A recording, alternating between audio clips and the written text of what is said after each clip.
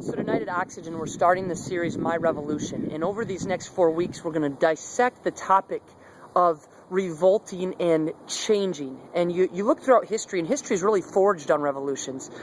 Almost every civilization was started with one, and many were ended with one. And essentially what it is it's a person or group of people that become so frustrated, discontent, and angry with their current situation that they refuse to numb themselves to the problem any longer. They identify the problem, they look at the problem, and finally, for the first time in their life, sometimes over 400 years, hundreds of years for some civilizations, they say, enough is enough. Change must take place.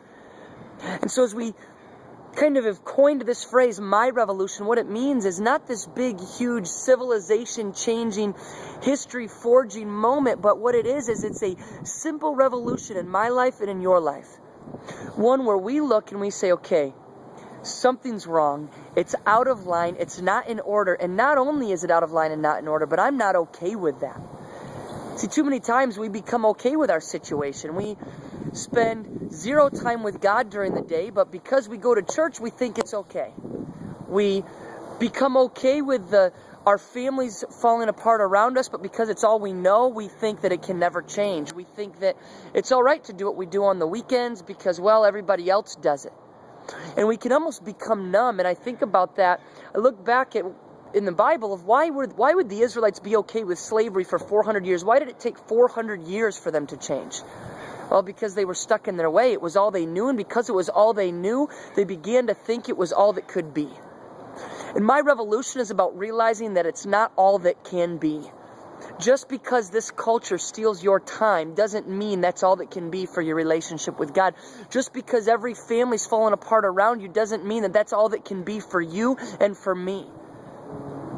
The thing that we need to realize is life will require revolution of us at some point. Essentially what life is it's a culmination, it's a series of multiple revolutions from different points.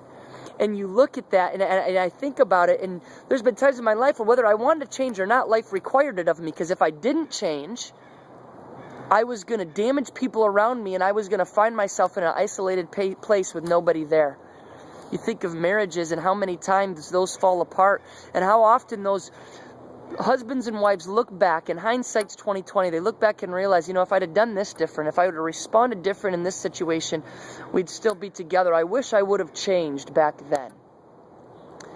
It's too little too late, and before they know it, the end result is something that they never saw coming and that they never wanted.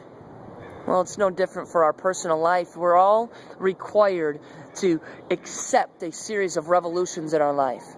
My revolution's about identifying those before it's too late, before everything has fallen apart, before pornography that we thought was just something you do when you're 16 has ruined our marriage when we're 30, before drinking was just something you do when you're in high school, all of a sudden it's made me an angry father when I'm 30.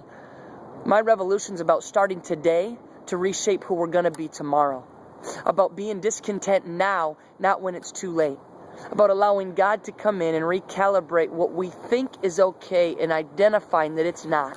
Because anything less than God's best for us is not the way that it should be. And so if any part of your life could be defined as less than God's best, today is the day to begin your revolution.